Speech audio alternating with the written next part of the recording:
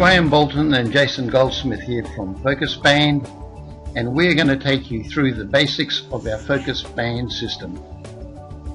We use the Japanese word Mushin.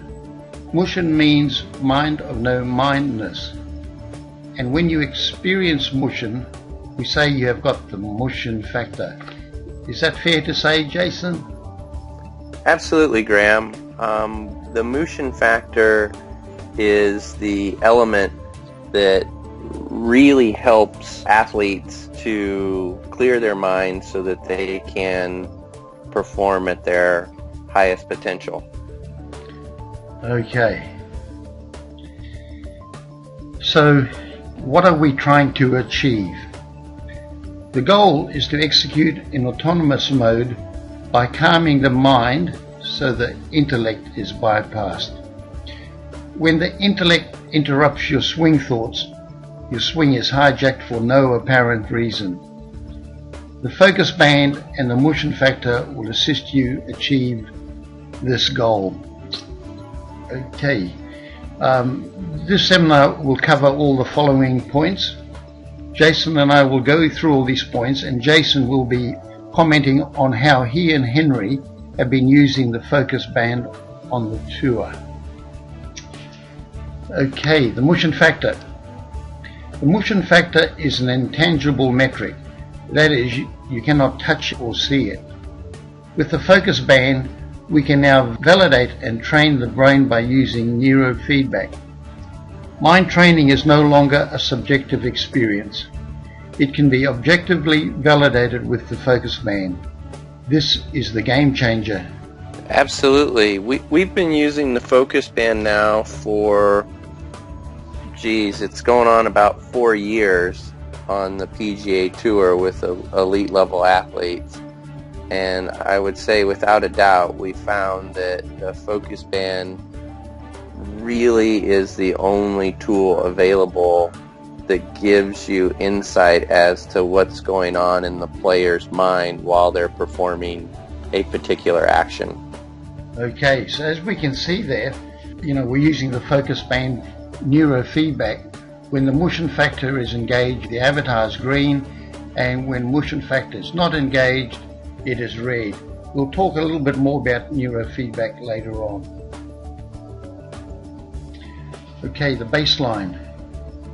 The baseline shows the enormous changes in the mental chatter while performing various functions. Being aware of this enables you to train to suppress the unwanted mental chatter that the intellect serves up. Jason, how do you and Henry use this on tour? We've been using the baseline in a way that shows the athlete how their mind chatter is affected differently depending on the situation they're in or the level of distraction that's around them. So one way that we use it is we start with the athlete in a seated position without any distraction, and we discover what their baseline is. And let's say their resting baseline seated is about 45. And then what we'll do is we'll have the athlete stand up, and again we'll take a baseline reading, and typically the baseline will go down about 10 points to about 35. And then once we finish there, we get the athlete outside and get a putter or a club in their hand, and then we get another baseline reading while the athlete's performing an action outside in the environment with normal distractions around them, and typically the baseline will be around 20. And the goal here, Graham, is we want to show the athlete that there is a level of mind chatter that's going on, but more importantly, it gives them an ideal to train to. So they should be able to perform that action outside in full distraction at the same level that they perform it indoors in a seated position with no distraction. Okay, so that really gives the athlete something to work towards, eh? Absolutely. Okay, here's this mental chatter we've been talking about. Mental chatter is identified and trained by using neurofeedback. Neurofeedback gives you the opportunity to train the brain to shift to a more desirable state at a rate of 128 times a second. This is the power of neurofeedback training that the FocusBand facilitates. You've had a lot to do with this, Jason.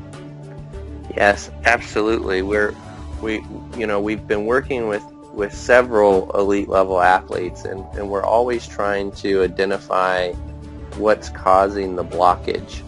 So once we're able to identify what is the element that's causing the doubt or the belief that's causing them to have more mental energy or chatter going on in their mind, it's the same thing that's sabotaging their outcome.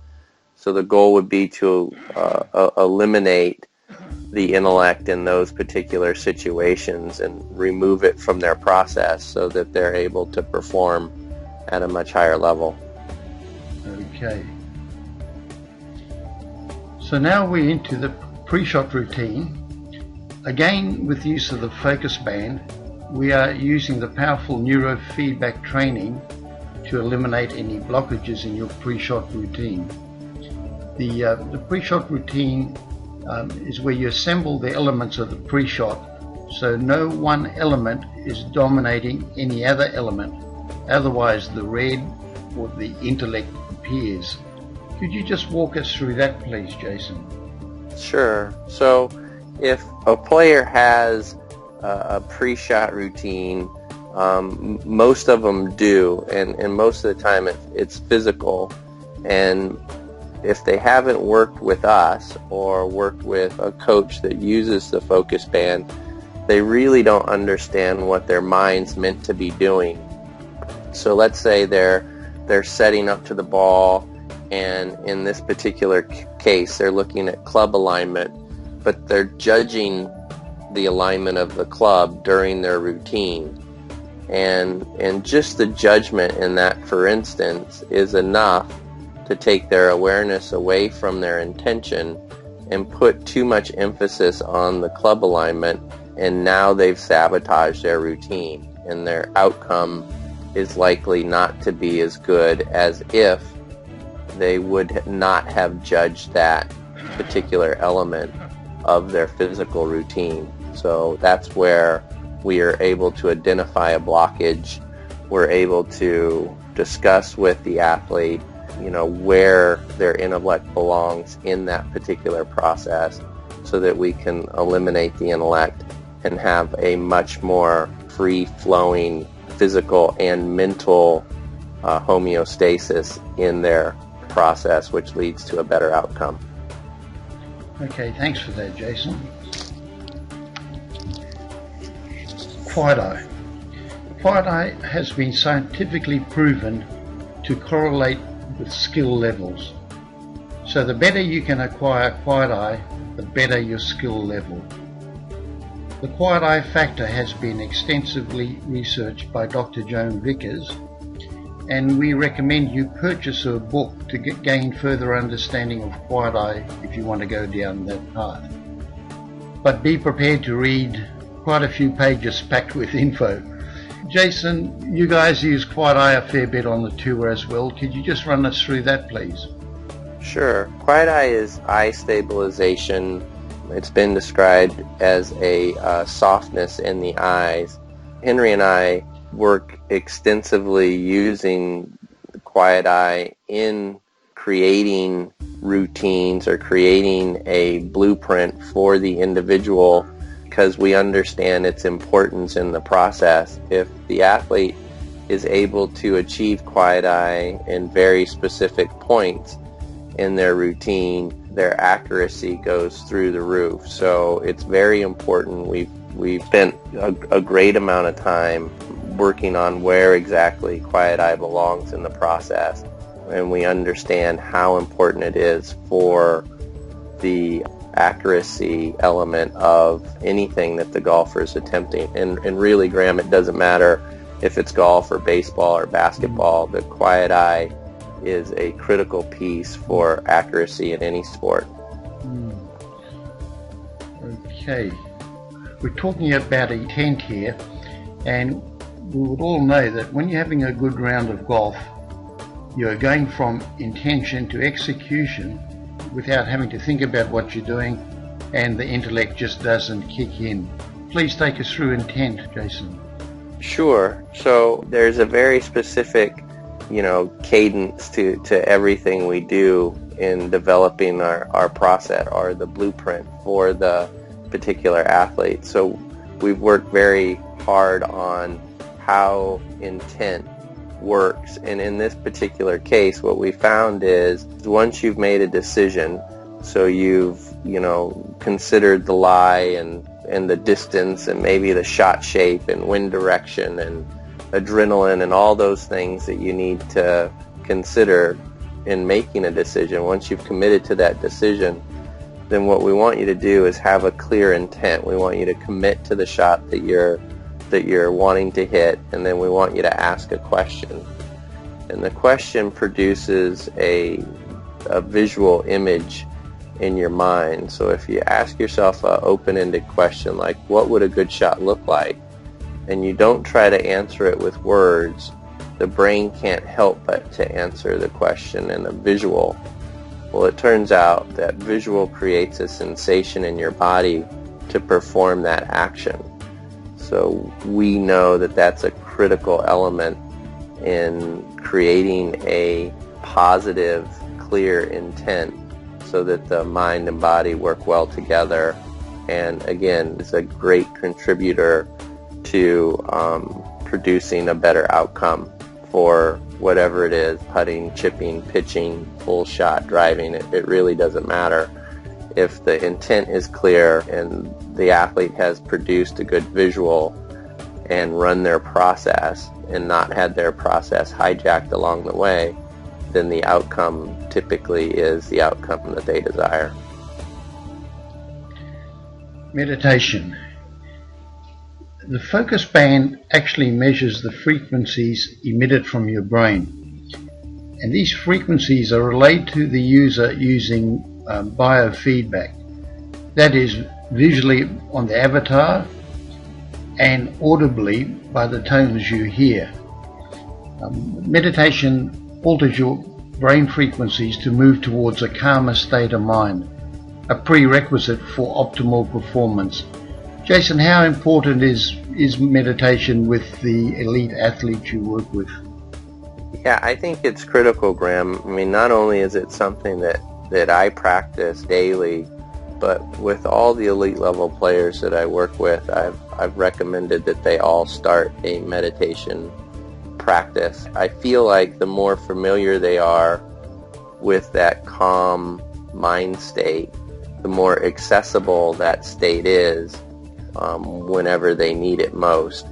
So I truly believe that meditation is one key element, along with the FocusBand training, to allow the athlete to create this mindset that they're able to, run a process, know what it feels like to be in that correct mind state so that they can perform their action to the highest of their physical ability. Okay, so there we have meditation. Bypassing the intellect. Just a footnote here. We only know a fraction about how the brain works. However, the little we know, we use to our advantage. Numerous scientific research shows that the prefrontal cortex is the discriminating intellect of the brain, and that's why we try and quieten the prefrontal cortex, and once that's quietened, you've got a chance of hitting the shot that you have intended to hit. Yeah, I know that we've talked, Graham, in the past, about the numbers of, what the conscious mind's able to do, and I think the studies or the research shows that a very competent conscious mind can perform somewhere around 40 functions a second when it's being very efficient. But the non-conscious mind can do something between 11 and 30 million functions a second. So I think if you just look at the math and you say to yourself, if you're consciously trying to control your body while your body's trying to perform something as complicated as a golf swing, consciously we just don't have the ability to do it. So, to me, I think that speaks to exactly what you said about quieting the prefrontal cortex. If you have a clear intent and you've produced a good visual, the athletes that we work with trust their body's intelligence to perform the action. They're not thinking about how to perform it. And I think that's the best way to think about that. Right. Okay, so we sort of got to the end here, Jason. So the various functions of our FocusBand app that we have just been through combine to give us the Mushin Factor. It's similar to a combination lock, where you need all the numbers set correctly to open the lock. In this case, it opens up the opportunity to play to your potential by developing a proven mental training process. So, in summarizing, when the Mushin Factor is engaged, it validates your mental process so you know you are on track to perform at your optimal level. I think you said that perfectly, Graham. I mean, I couldn't agree more. Most athletes, like we said earlier, have a physical routine, but it's not until you're able to validate what the mind's meant to be doing during that process that stops the mind from sabotaging that physical routine or the skill level or the potential skill level that those athletes have. So I think that what you said is right on the money. The Mushin Factor is that missing key element that until now most people have not had a way to validate what their mind's meant to be doing. So that's the critical key combination to unlocking their potential, is that Mushin Factor for sure. Okay, thank you very much, Jason. That brings us to the end of this webinar, and if anyone's got any questions out there, please email it to us and we'll answer it either by email or in our next webinar. Thank you, Jason, and we'll speak to you a little later. Absolutely, Graham. Have a great day. Cheers, mate.